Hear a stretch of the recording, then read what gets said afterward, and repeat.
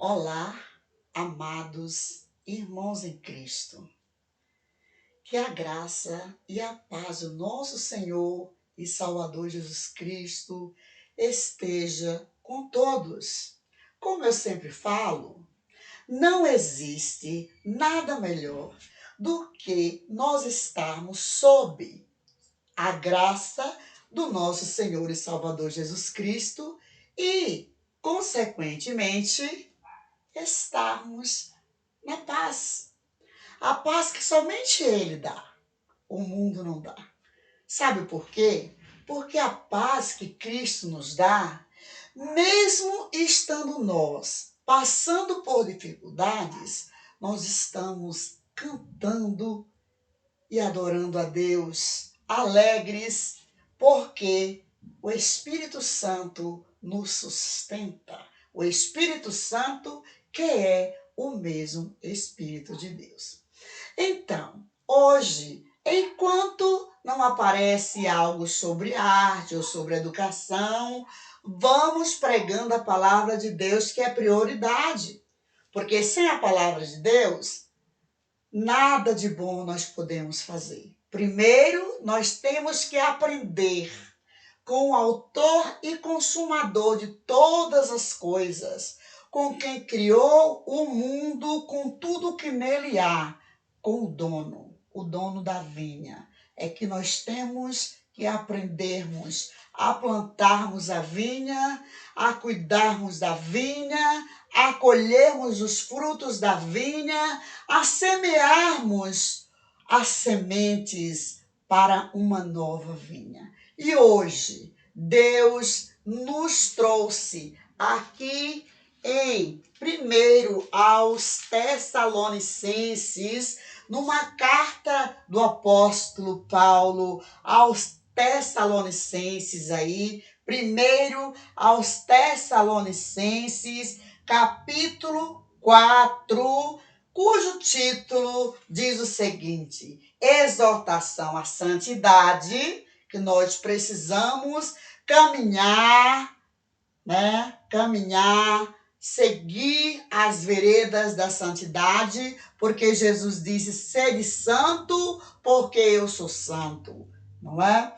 E ao amor fraternal não pode faltar, o amor fraternal não pode faltar, certo? Lembrando que quem não se ama não tem condição de amar ao próximo, tá? Independente, de qualquer situação, quem não se ama não tem condição de amor ao próximo. Jesus deu a vida por nós, porque ele veio exatamente para isso, mas ele já deu a vida por nós, certo? E cabe a nós amarmos o nosso próximo. Quem é o nosso próximo? Primeiro nós, certo? O nosso próximo. A pessoa mais próxima de nós é nós.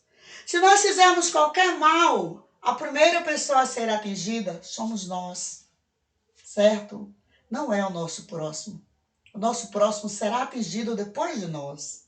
Pensemos bem nisso, tá? Pensemos bem nisso. E ao trabalho. Olha o título, gente, que título maravilhoso. Só pelo título já dá para fazer uma excelente pregação, sabe? Mas eu vou ler o capítulo todo e vamos falar o que Deus nos ordenar. Eu digo nós porque, em primeiro lugar, o Espírito Santo, porque sem ele eu não posso fazer nada, certo? Em segundo lugar, eu e vocês que estão aí ouvindo ou queiram ouvir este vídeo, a pregação que está nesse vídeo, porque importa que todos saibam que eu estou pregando a Bíblia. Almeida corrigida, como eu sempre falo, essa é de 2007, mas este mesmo texto está em uma outra Almeida corrigida que eu tenho ali, de 2011, tá, gente? Novíssima. Então, o título maravilhoso, exortação à santidade, ao amor fraternal e ao trabalho. Tem gente que só pensa em si. Tem gente que só pensa em se dar bem. Tem gente que só pensa em sugar o suor do outro. Tem gente que não pensa nas dificuldades dos outros, certo? Tem gente que vê lá o quanto fulano ganha, mas não sabe o quanto fulano gasta. Não sabe o quanto fulano paga de imposto. Não sabe o quanto fulano paga de empréstimo às vezes, porque Deus nos exorta a não fazer, mas muitas vezes, por necessidade, eu mesma, quando eu estava com meu filho estudando, eu fiz. Eu agora, graças a Deus, já terminei de pagar, louvado seja o nome do Senhor, porque Deus é maravilhoso, não faço mais, não quero graça com empréstimo, agora é só colher os frutos da vinha, né? Porque cada um colhe o que planta. Tá? Como é que a pessoa não planta e quer colher? Impossível. Quem quer colher tem que plantar. Quem planta, colhe. Agora, a pessoa não plantou e quer colher o que o outro plantou, aí, gente, vai prestar conta com Deus, sabe? Vai prestar conta com Deus, tá? Então, vamos ler. Aí, capítulo 4, exortação à santidade, ao amor fraternal e ao trabalho. Finalmente, irmãos, vos rogamos e exortamos ao Senhor Jesus, que assim como recebestes de nós, de que maneira convém andar e agradar a Deus, assim andai, para que andeis cada vez mais. Ora, aquele que anda em conformidade com a vontade de Deus é alegre, tá? É uma pessoa que não vive fazendo coisas que contradizem a vontade de Deus.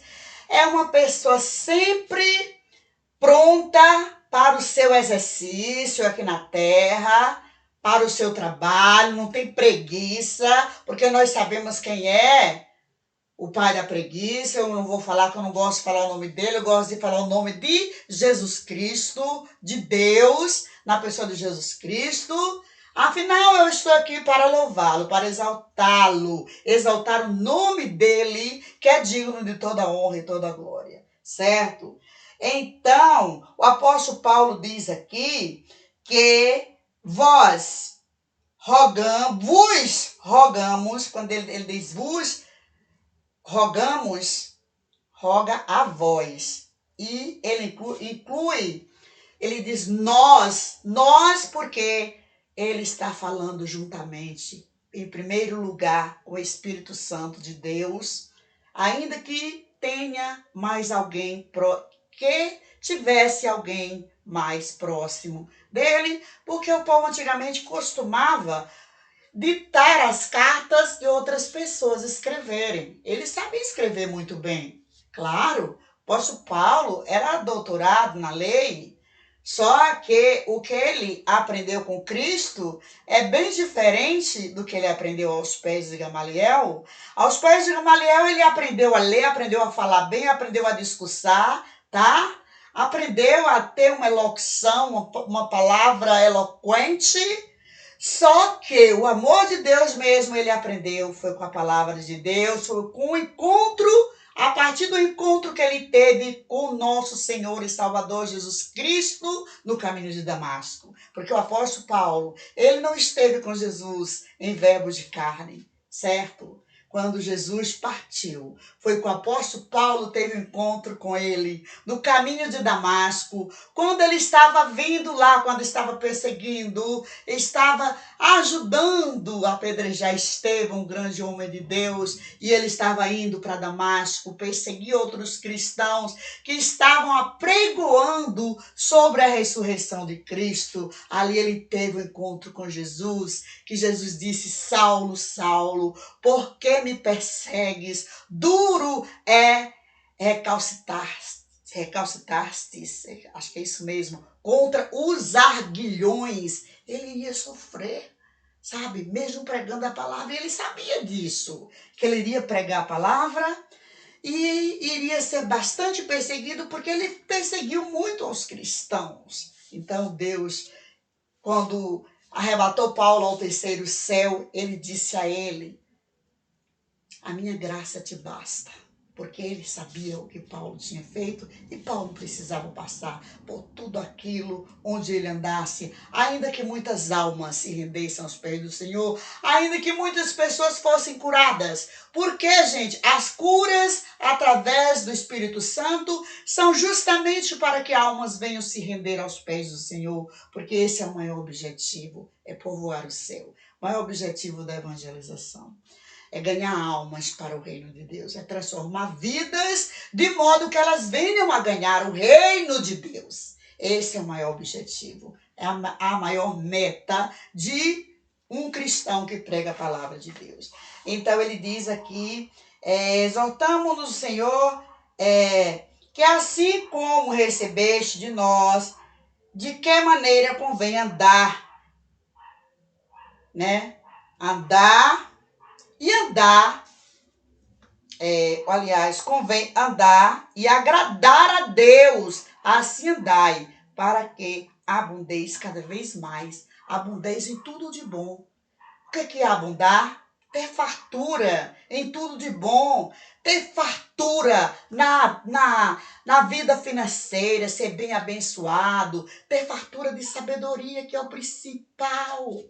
Nós precisamos ter abundância de sabedoria para sabermos viver aqui na terra. Nós vamos ver por quê, tá? Nós precisamos muito de sabedoria.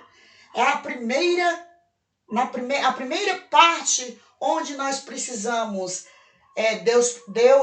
pedir a Deus para nos abundar é na sabedoria, porque a partir dela vem as demais coisas, certo? Sabedoria é Deus, certo?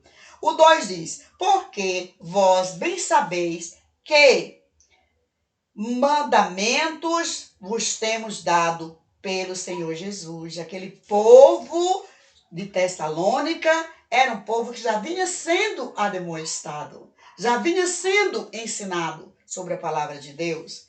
O 3, porque esta é a verdade de Deus, a vossa santificação, que vos abstenhais da prostituição. O que é prostituição? É tudo de errado. Muitos pensam que prostituição é apenas por exemplo, o homem casado ou a mulher casada que sai com outra pessoa, né, que vai fornicar com outra pessoa. Não é apenas isso, não. Prostituição é tudo que é errado, tudo que contradiz a vontade de Deus, constitui prostituição, apesar de no dicionário está apenas dizendo que é fornicação, que é traição de um cônjuge para com o outro, certo? O 4 diz, o 3 diz, porque esta é a vontade de Deus, a vossa santificação, que vos abstenhais da prostituição, que já foi falado. 4, que cada um de vós saiba possuir o seu vaso em santificação e honra, certo? Essa santificação e honra não é só entre quatro paredes, não. É entre quaisquer lugares. Eu gosto sempre de citar João na ilha de Patmos. Não tinha ninguém lhe vendo. E ele estava ali fielmente, né, ligado a Deus. E é assim que nós devemos andar em quaisquer lugares. Não importa. A gente pode brincar assim. Deus não importa a gente sorrir, a gente brincar, não. O servo de Deus tem tudo para ser feliz, para sorrir, para brincar, para se arrumar, para se alegrar, certo? Contanto que ande de acordo com a vontade de Deus, certo? Se eu visto a minha roupa comprada com o dinheiro do meu suor, tá? E não estou devendo lá na loja, certo? Eu estou fazendo a vontade de Deus. Se eu uso o meu sapato, paguei com o dinheiro do meu suor, eu estou fazendo a vontade de Deus. Deus não empata você se vestir bem. Deus não empata você calçar bem. Deus não empata você ter o seu carro, ter sua casa. Não empata, não. Deus empata a sua mesquinheza. É a minha mesquinheza. Às vezes alguém lhe pede algo, você tem de sobra. E você não serve a necessidade do outro. Não supra a necessidade do outro. Isso é que Deus não quer, tá? Deus não quer também que nós sejamos aproveitadores, tá? Aproveitemos de situações para tomarmos o que o outro adquiriu através do seu suor. Tudo tem que ser com ordem e decência, certo? Tudo tem que ser com base bíblica, de acordo com a vontade de Deus. Lembrando que a Bíblia é um livro histórico, cada época viveu-se um momento diferente. Cada época viveu-se um momento diferente. Houve a época dos profetas, certo? Onde os profetas apregoaram a coisas que valem até hoje. E houve coisas que foram modificando de acordo com o tempo, certo? Que eram coisas da época, certo? Houve a época dos profetas, a época dos reis, a época dos juízes, ora foram juntos, certo? E ora não. A época dos apóstolos, né? Dos discípulos, a época de Jesus, a época pós-Jesus, antes de Cristo, depois de Cristo, certo? Por exemplo, os apóstolos de Cristo, todos foram circuncidados. O que é que o apóstolo Paulo diz sobre a circuncisão? Nós precisamos fazer aquela circuncisão, a não ser por necessidade de uma criança lá, que não conseguiu romper como é que chama? Esqueci agora, né? Esqueci. Mas eu sei o que é, né? A pele lá do membro genital, né, gente? Então, a gente precisa andar em conformidade com Deus se quisermos prosseguir no caminho da santidade. O 5 diz, o 4, que cada um de vós saiba possuir em seu vaso, o seu vaso em santificação e honra. O 5, não na paixão de concupiscência, como gentios, que não conhecem a Deus. Deus perdoa o tempo da ignorância, mas depois que a pessoa conhece a verdade, Deus não perdoa não, tá, gente? Vamos para a frente, porque eu estou querendo pregar a verdade. Eu não estou querendo separar partezinhas da Bíblia para apregoar, não tenho interesse nenhum nisso, tá? Eu quero pregar a Bíblia como ela é. O 6 diz, ninguém oprima ou engane a seu irmão em negócio algum, porque o Senhor é vingador de todas estas coisas, como também antes vô-lo dissemos e testificamos. Alguém aí sabe exatamente o que é oprimir, né? Ninguém oprima ou engane a seu irmão. Todo mundo sabe o que é oprimir, todo mundo sabe o que é enganar, tá, gente? Por exemplo, a pessoa não está em condição de fazer algo, de contribuir com algo, não oprima a pessoa, tá? Procure alegrar o coração dessa pessoa. Não engane, não engane. Se a quantidade é X, eu não posso colocar 2x ou 1,5x. Se a quantidade é líquida, eu não posso deixar que ela continue sendo bruta. Certo? Vamos andar no caminho da santidade, como Deus nos ensina. Como o apóstolo Paulo ensina segundo a palavra. Eu gosto muito das cartas do apóstolo Paulo, de toda a Bíblia. Mas o apóstolo Paulo, ele explica detalhadamente o que é oprimir. Você obrigar alguém a fazer o que ela não pode fazer. Tomemos cuidado com isso. Não é da vontade de Deus. Amai-vos uns aos outros como eu vos amei, disse Jesus. lá na pregação, no Sermão do Monte. Queremos ter abundância em tudo de bom?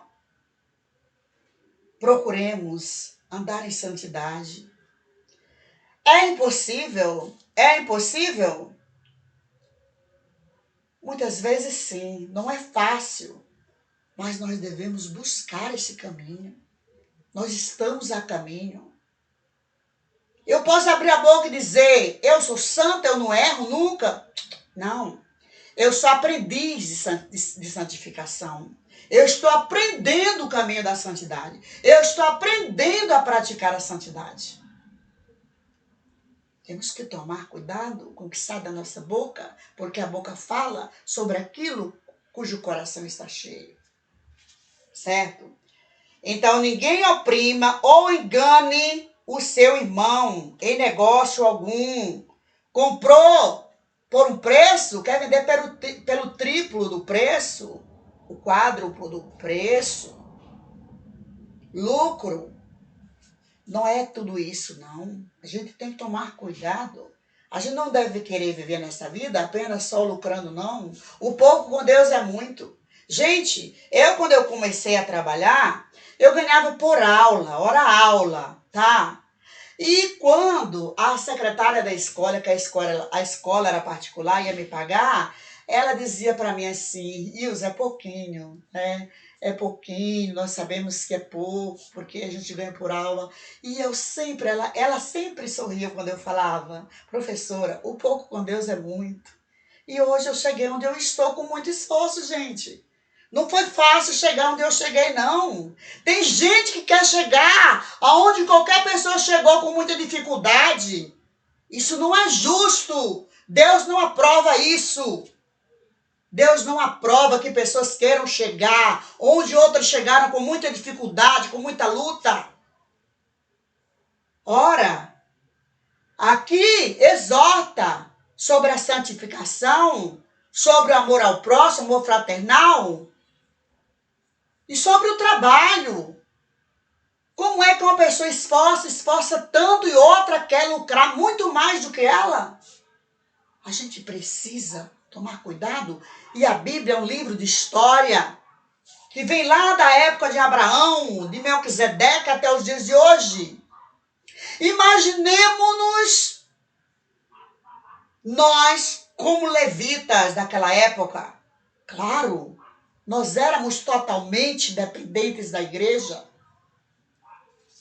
Pensem bem nisso. Sejamos sinceros diante de Deus e dos homens. Tá?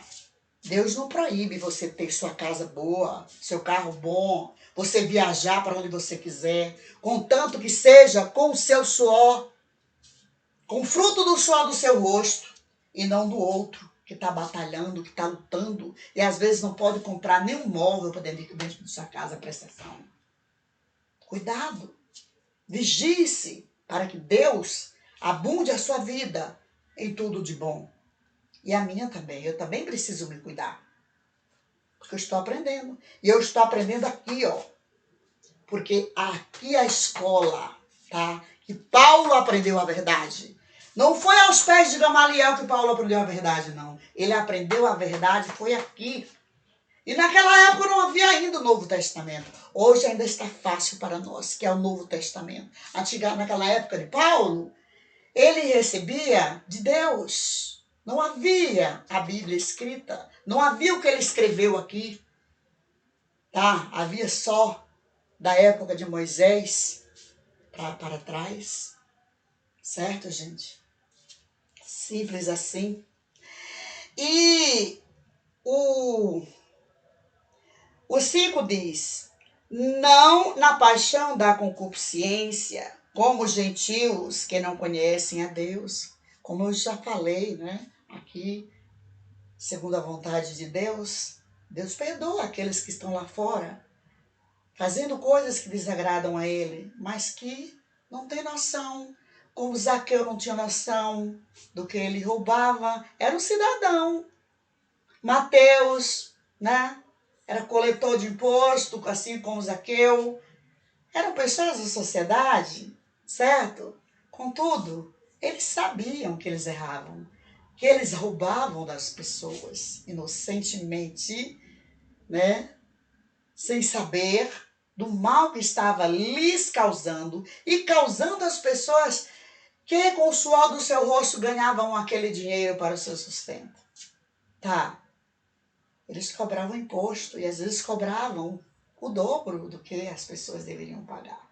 O 7 diz, porque não nos chamou Deus para a imundícia, mas para a santificação. Lembremos-nos que toda a palavra de Deus é proveitosa.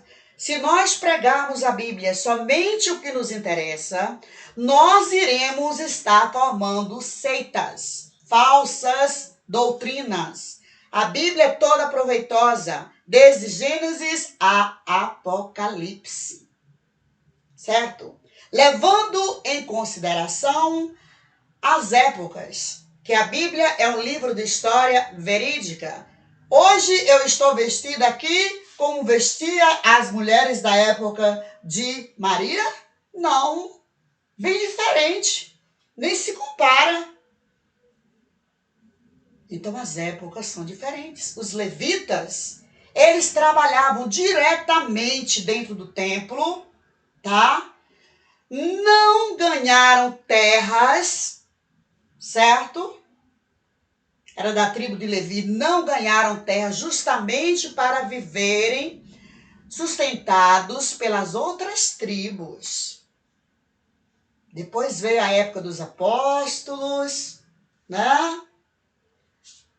A época dos apóstolos. Depois veio a época lá de Paulo, que nem conheceu Jesus pessoalmente, assim, em verbo de carne, ensinando-nos como abençoar a obra do Senhor, porque olha, aquele que também não abençoa a obra do Senhor, está praticando mesquinheza, tá? A obra do Senhor precisa sim, porque enquanto nós somos matéria aqui na terra, a igreja do Senhor e nós precisamos da matéria para prosseguir, certo? Para ganhar almas, para viajar, tá? Os irmãos precisam. Mas tudo tem que ser com ordem e com decência. E de acordo com a época, tá? Aí muitos sabem, a palavra de Deus muda, a palavra de Deus muda. Não, a palavra de Deus não muda. Mas a Bíblia é um livro histórico. Precisamos entender isso. A Bíblia é um livro histórico e cada época teve a sua maneira de viver, de distribuição de bens. Por exemplo, olha aqui um exemplo. Quem é hoje que faz como na época dos apóstolos? Que todos que ganhavam algo, colocava lá nos pés dos apóstolos, deveria ter alguém como tesoureiro e depois dividia entre todos. Alguém faz isso hoje? Não, é diferente. É diferente. Entenderam? Tanto que na época que o apóstolo Paulo já disse, cada um contribua conforme o seu coração, não com mesquinheza, que Deus não aceita, mas por amor à obra de Deus, tá? Sentiu de aumentar, aumente, tá? Mas nós não devemos oprimir ninguém para doar aquilo que não pode doar. E nem querer o suor de ninguém, não, que Deus não é a favor disso. Deus não é a favor disso. Nós precisamos andarmos corretos diante de Deus e dos homens para que nós tenhamos abundância em tudo de bom. Até nisso. Se estivermos com qualquer problema, superamos. Não é que o ímpio, o justo, não vai estar sujeito ao que o ímpio não esteja sujeito. É que o justo, ele vai saber atravessar os desertos cantando, que o ímpio não consegue fazer isso, tá? Ele vai ter paciência como Jó teve, certo? Como Elias teve quando estava na caverna, quando Josué teve, quando passou pelaquela depressão, quando Deus disse, levante-se, Josué.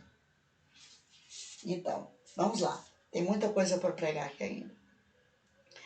O 8... Portanto, quem despreza isso, não despreza os homens, mas sim a Deus, que nos deu também o seu Espírito Santo.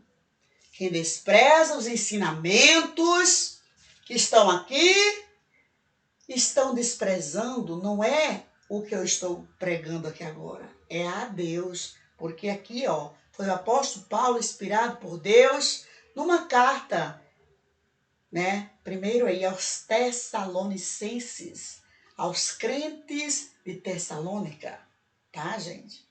O 9 diz assim, quanto, porém, à caridade fraternal, não necessitais de que vos escreva, visto que vós mesmos estáis instruídos por Deus, que vos ameis uns aos outros. Ora, eles já foram instruídos que nós devemos amar uns aos outros. Quanto à caridade, não precisava mais ele exortar. Outra coisa, quando você fizer uma caridade, ajudar na construção da casa de alguém, você pode até falar que fez a caridade, mas não fale para quem foi, não. Porque o seu galardão você já recebeu. Deus não irá receber, não irá mais te dar galardão nenhum se você ficar falando para um e para outro, para quem é que você fez a caridade. Não vai adiantar. Você pode até dizer que faz caridade, mas você não pode dizer para quem foi. Porque Deus disse, faça com uma mão que a outra não veja. O 10 diz, porque também já assim o fazeis para com todos os irmãos que estão por toda a Macedônia. A Macedônia era enorme, gente. Todos já estavam exortados a respeito dessas coisas, a respeito do amor ao próximo, a respeito da caridade. Mas Paulo, ele tinha um amor tão grande, com a mesma medida que ele perseguia, com a mesma medida ele passou a amar, quando ele passou a ser Paulo, passou a servir a Deus, após o encontro dele com Deus no caminho de Damasco, tá? Mesmo apanhando, sendo surrado, sendo preso, ele fazia a vontade de Deus. Então, exortamos-vos, porém, a que ainda nisto abundeis cada vez mais, com relação à caridade, né? Que a gente faça cada vez mais que você puder fazer, faça. Vai ser bom para você. Você vai receber em dobro o que você fizer de caridade. Também as pessoas necessitadas não podem aproveitar, né, das pessoas boas para quererem sugar, como diz lá o provérbio. A sanguessuga tem duas filhas, dá e dá. A gente precisa tomar cuidado também, porque tem certas pessoas que não querem trabalhar, querem viver do suor dos outros, né? Não querem nem lavar a roupa que vestem. Vestiu, sujou, joga fora, né? É assim que Deus quer? Não. Vai ter esse com a formiga, o preguiçoso, né?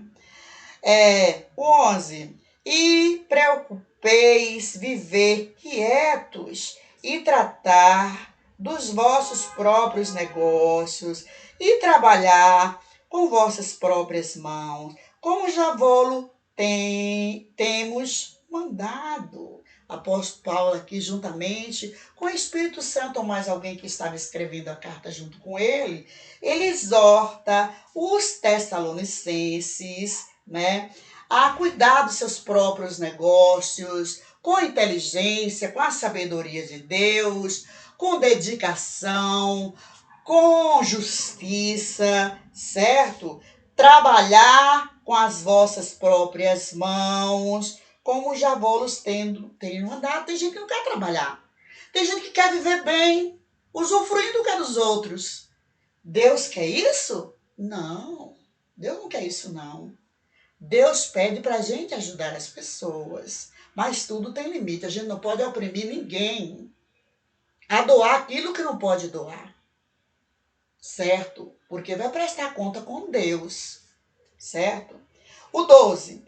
Para que andeis honestamente para com os que estão de fora e não necessiteis de coisa alguma.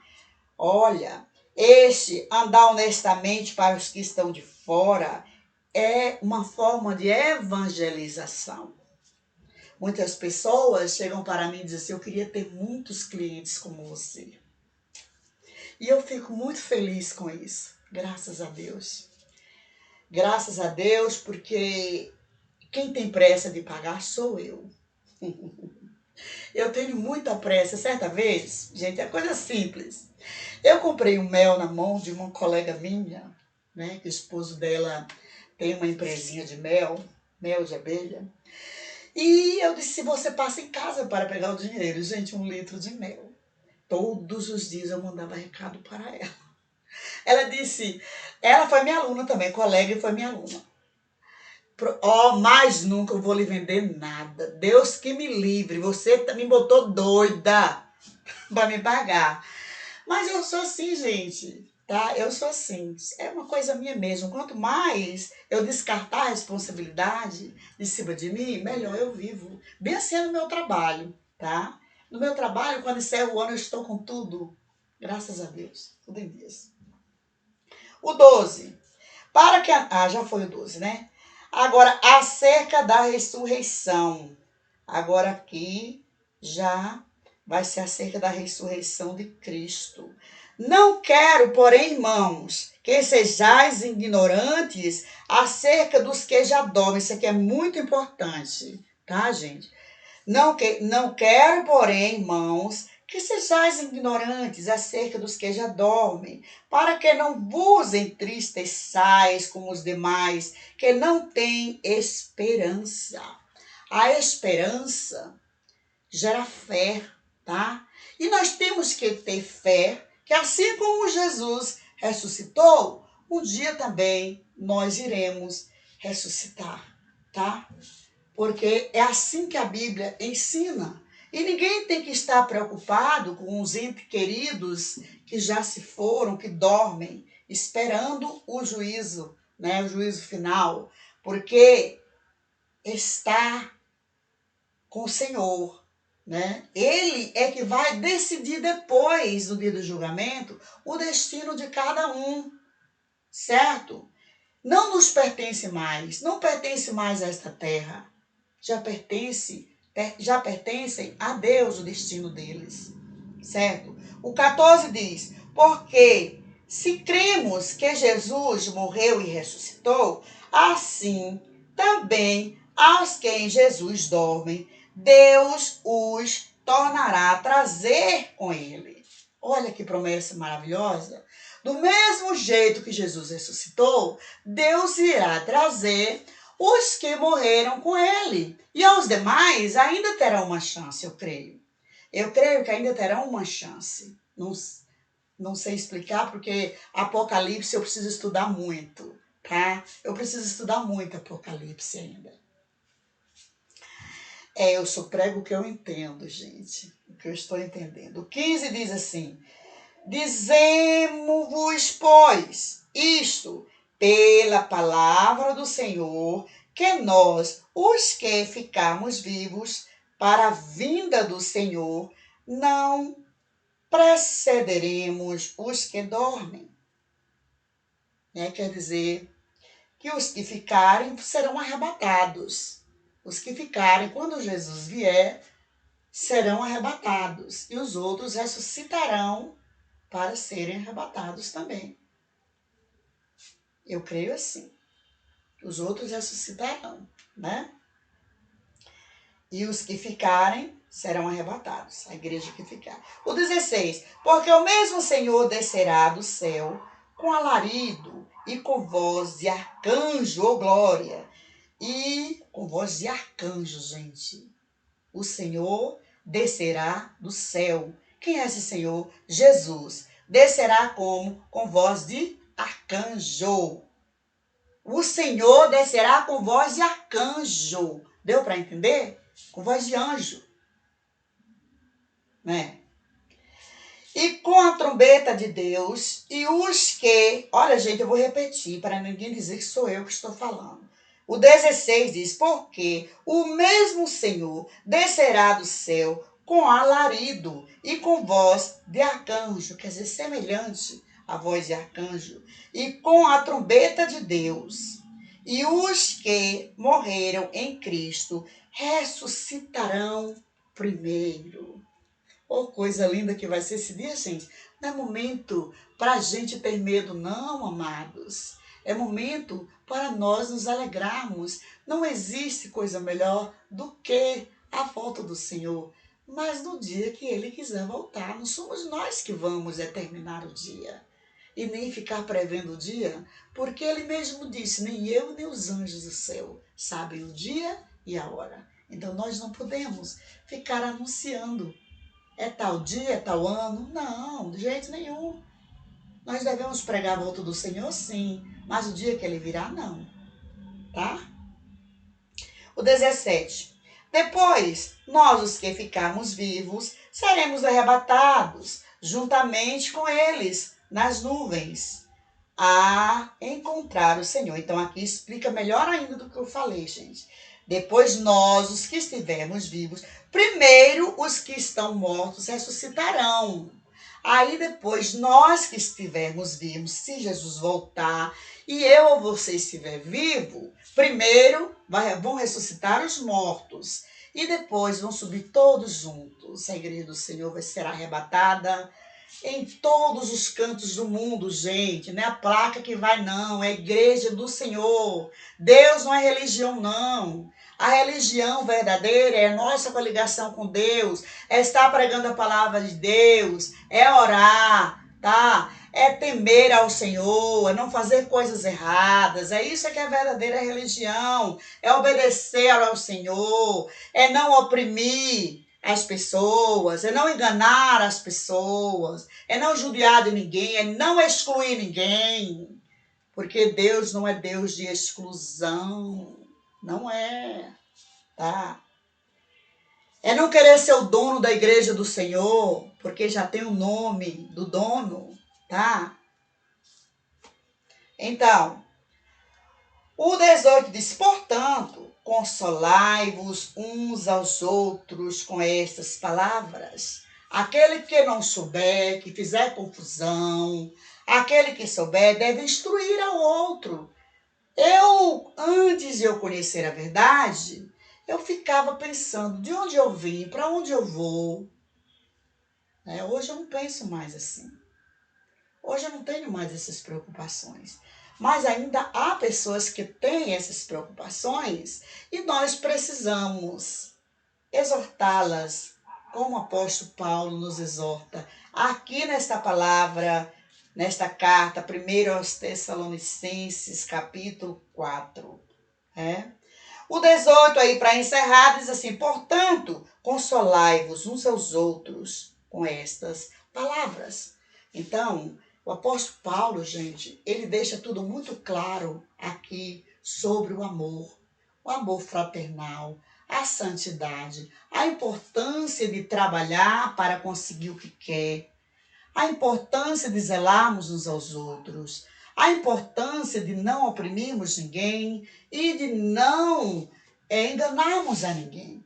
Todo mundo sabe exatamente o significado da palavra oprimir e da palavra enganar. A palavra oprimir, por exemplo, é quando você quer que alguém faça, quer ver? Uma conta de dividir, ela não sabe fazer. Você não ensina e quer que ela faça essa conta. Uma conta de multiplicar, um discurso. Você não ensinou ela a fazer. Entretanto, você quer obrigá-la a fazer. Costurar uma roupa, ela não sabe fazer a roupa. Ensina ela a fazer primeiro. Então você vai estar oprimindo a pessoa, espremendo a pessoa e colocando ela para fazer de qualquer jeito. Vai estar oprimindo, tá? Obrigando uma pessoa a lidar o que ela não pode lidar. Isso é opressão. Obrigando a pessoa a fazer o que ela não pode fazer é opressão, tá?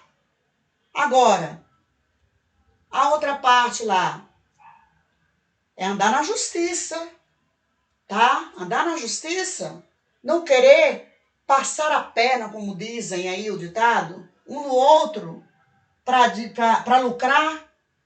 Isso não existe, tá? A gente precisa andar em conformidade, ser santo, ser separado. Muitas pessoas pensam que é não poder se arrumar, não poder comprar uma roupa para vestir. Ora, você comprou, você não pagou? Você não comprou seu sapato, você pagou direitinho?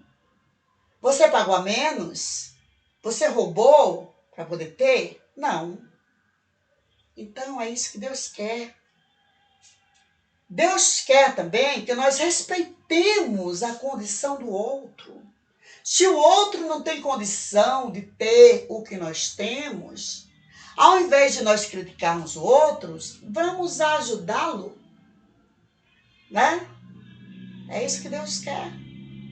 Deus quer que nós amemos uns aos outros, amém? E que Deus abençoe a todos e fiquem aí com o meu abraço fraterno e o meu beijo. Eu sou irmã em Cristo, a professora Isa Saldanha. Bye, bye. Fiquem com Deus.